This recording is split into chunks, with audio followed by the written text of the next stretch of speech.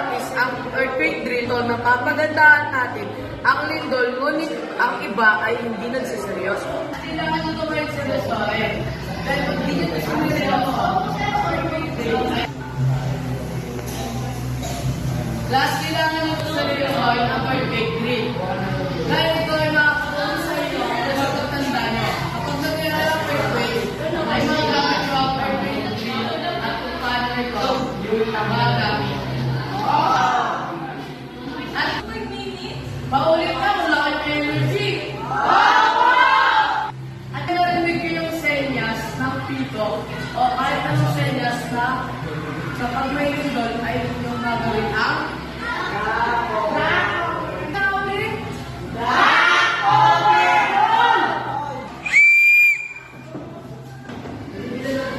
at huwag yung makalimutan ang kayo nyong ilalagay sa inyong ulo.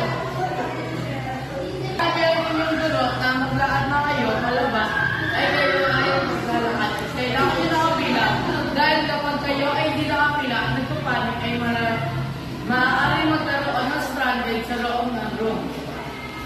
Maaari lumabas. Isang pila, bawat isang tenant.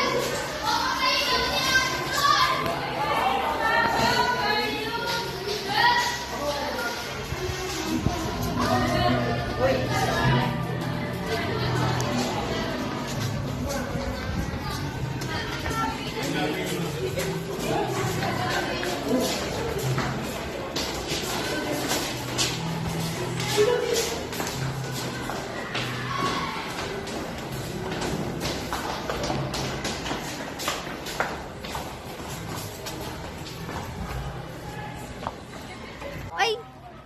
Dahil kayo ay magbabagsakan o kaya maaaring kayo ay mamatay at o kaya masaktan. Para sa mga guro naman, ay kailangan nilang bantayan ang kanilang mga estudyante at kailangan nilang bilangin at kung ilan ito. Para ang mga upang masigurado natin kung paano magliligtas ang mga estudyante. At kailangan ng mga guro itanong kung sa presidente ng kanilang group na kung ilan sila at ilan sila nandito sa labas. Ilan kayo na? Ilan ang babae? At ilan ang lalaki? At ganon ay masisiguro natin na kung ligtas ba talaga ang mga estudyante at ang guro.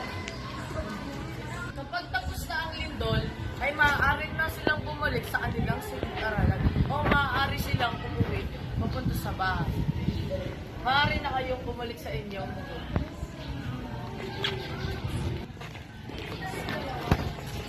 At siguraduhin rin na ang mga estudyante pabalik ay kompleto.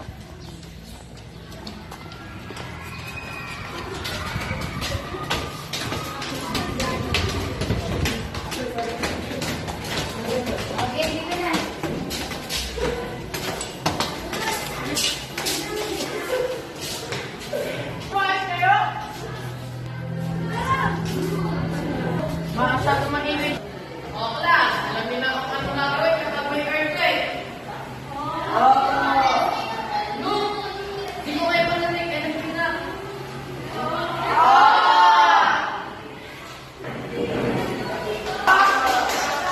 At kapag ang iba ay hindi ito alam, maaaring ito ituro niyo pa sa iba upang malaman nila ang tamang gawin sa earthquake drill. Maaari ba yung class?